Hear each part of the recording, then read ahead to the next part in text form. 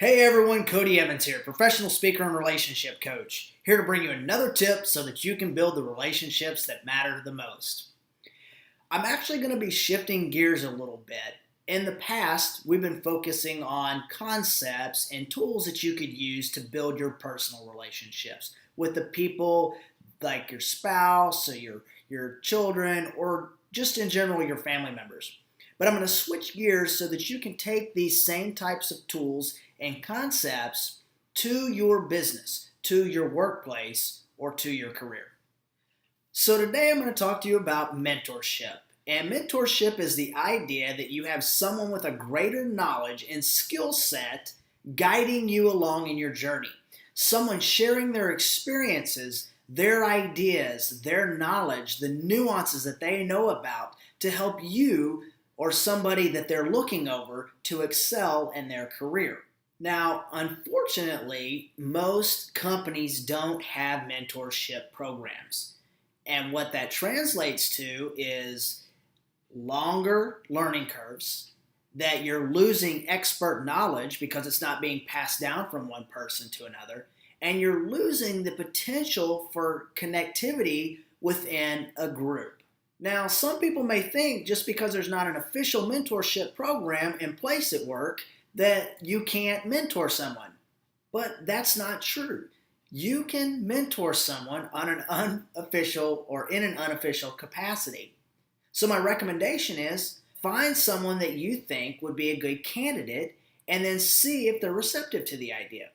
Okay, well, once they've agreed that they think that it would be a good idea to have you as a mentor, then begin setting up the parameters. Now, this is a very important piece of the puzzle because having expectations and laying those out is critical to any relationship.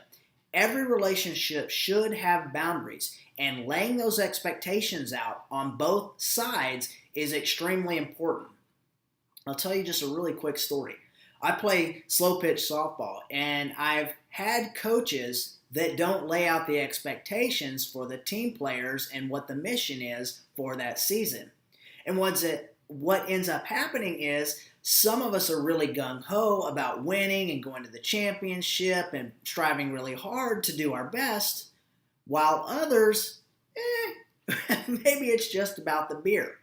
And there's no right or wrong answer. There's no one thing that is more relevant or pertinent than the other. It's just that when the coach doesn't lay out the expectations for what the season's going to look like, well, then people start just assuming and coming up with their own thoughts about how it's going to be. And what I found is time and time again, whether it's on my softball team, whether it's in actual relationships with a spouse, or whether it's with relationships at work, if you don't have clear expectations and lay those out, you are going to run into problems. Okay, so back on track. When you get this mentor or when you get this mentee, make sure that you are both communicating what those expectations are. And that means that you maybe lay out the time parameters that you're willing to spend with them, what those conversations may look like. You know, if it's going to come through email, are you going to spend time talking to them on the phone?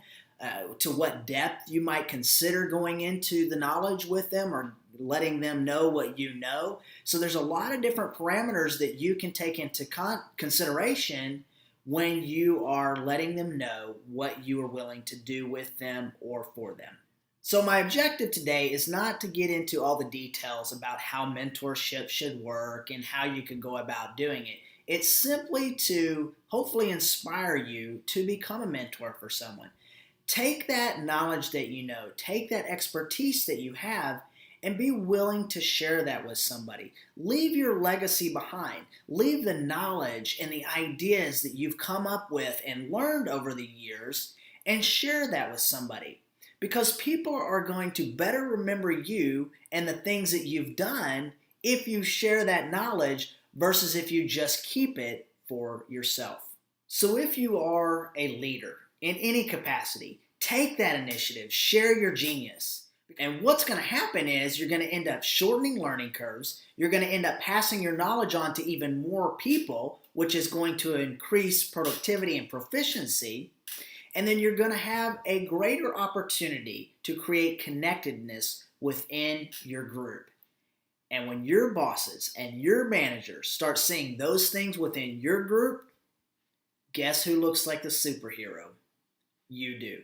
So mentorship is a win-win in every situation. Whether you're mentoring a kid in baseball, whether you're mentoring a kid in music, or whether you're mentoring your colleagues at work, mentorship is certainly going to be beneficial for everyone. I hope this has been helpful. As always, take the tips and go make your connections count.